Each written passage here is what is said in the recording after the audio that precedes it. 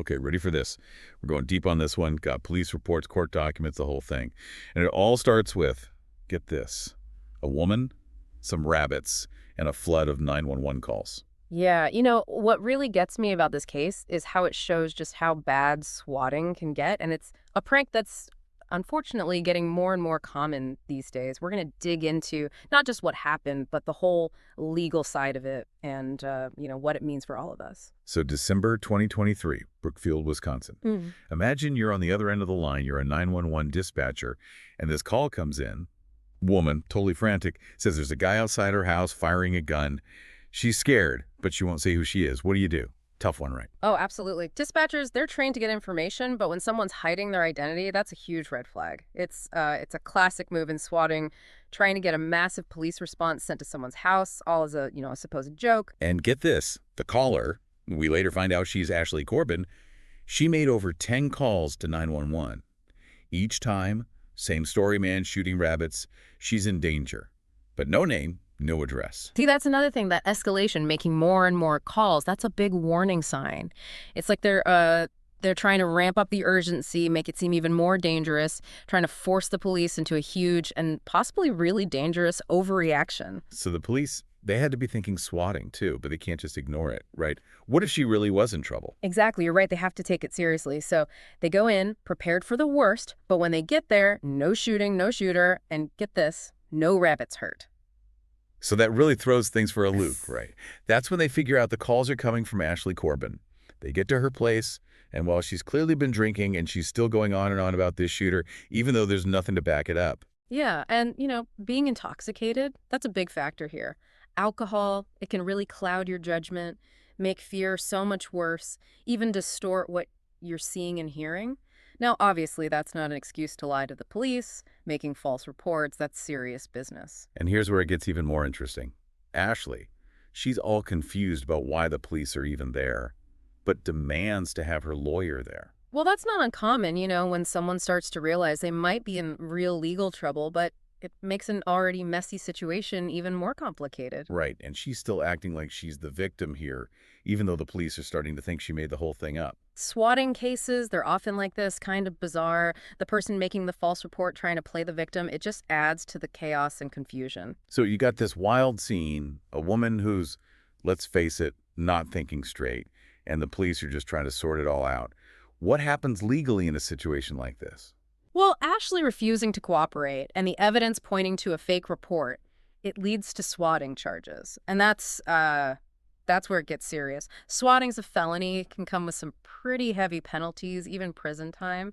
It really makes you think, about how, something you do online can have such a big impact offline. For sure. But let's back up a bit to that whole crazy scene with Ashley and the police.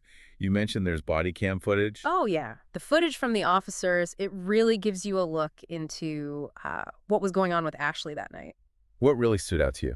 Well, first off, when the police show up at her place in Waukesha, she denies being Ashley Corbin. No way. After all those 911 calls. Yeah, seems like it. And it doesn't stop there. She actually gets pretty confrontational with the officers, even tells them to stop calling her. Wow.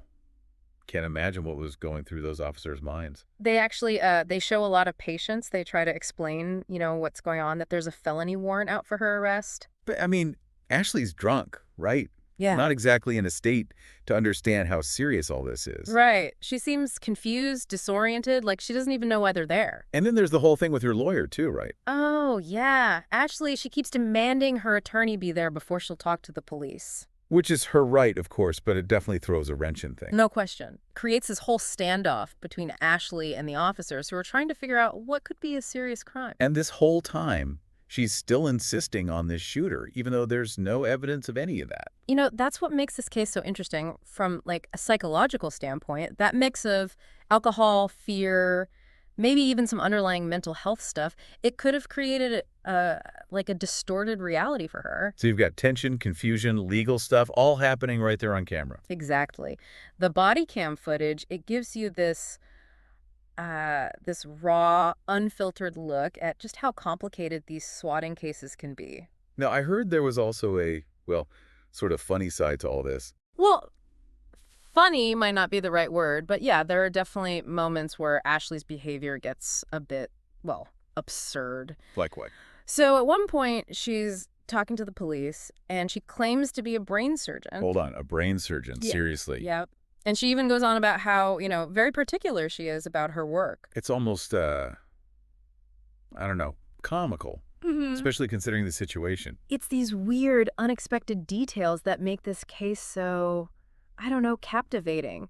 It adds another layer to Ashley's already confusing personality, I guess you could say. Sounds like the officers had a tough job dealing with something so unpredictable. Definitely. They had to walk this fine line, being respectful of Ashley's rights, but also, enforcing the law and keeping everyone safe. I think they did a pretty good job, considering everything. Yeah, I'd agree with that. They stayed calm, even though it was obviously a really stressful, confusing situation. So let's talk about the legal consequences of what Ashley did.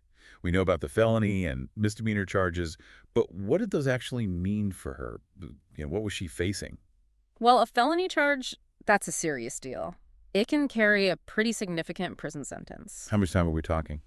So in Wisconsin, a felony false reporting of an emergency like this, it can lead to a prison sentence of up to 3.5 years and a fine of up to $10,000. Wow, that's not messing around. No, not at all. And then on top of that, you've got the misdemeanor resisting an officer charge. That could be another 9 months in jail and another $10,000 fine. So altogether, Ashley was looking at potentially more than 4 years behind bars. That's right. And that really shows you how seriously the justice system takes swatting. It's not just a prank, it's a crime, and it comes with some real consequences. But she ended up taking a plea deal, right? Pleaded no contest to the false reporting. Yeah. And with that plea, she got a sentence of 1 year and 6 months. 1.5 years. Still a long time. Absolutely. And remember, no contest doesn't mean she's saying she's innocent.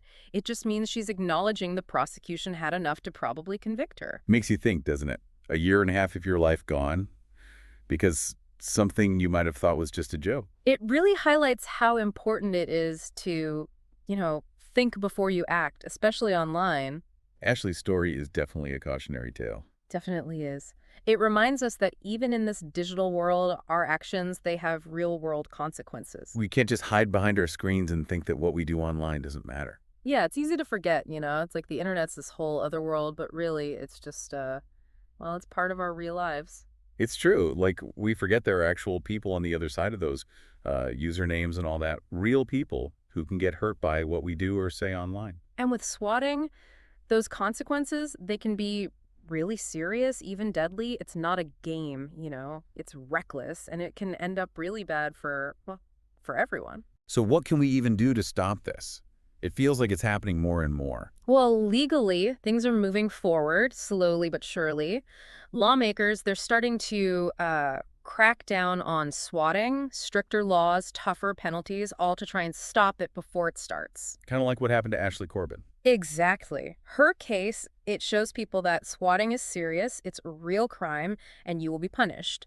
But just punishing people, that's not enough. We need to educate people, especially young people. You're right. Education is so important. People need to get it. This isn't just a prank. It's dangerous. It's a crime. Yeah. And it can really mess up your life. Yeah. And all those social media sites, the gaming communities, they have a part to play too. They need to be, more proactive, actually do something about swatting when they see it happening on their platforms. So what about us? What can we do as, regular people?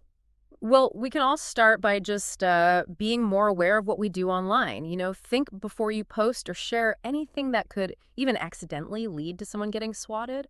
It's like that saying, think before you speak, but for the internet. Exactly. And if you see something online that, that looks like swatting, or it might be connected to it somehow, report it. Don't just sit there, contact the authorities.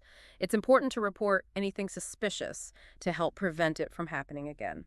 So it sounds like, it takes a village, right? We need law enforcement, the tech companies, communities, individuals all working together. You got it. It's a team effort, making the internet safer for everyone. This whole thing has been, it's been really fascinating. If you had to pick one thing for our listeners to take away from Ashley Corbin's story, what would it be? I think the biggest takeaway is simple. Swatting is not a joke. It's a crime, and it can cause a lot of damage for a lot of people, including the person making the call. It's like Ashley's story reminds us, behind all the news stories, all the online stuff, there are real people with real lives. And we all need to remember that, We have a responsibility to use technology ethically, responsibly. I like that. Well, thanks for joining us for this deep dive. And to all you listeners out there, thanks for listening. Until next time, stay curious and stay safe.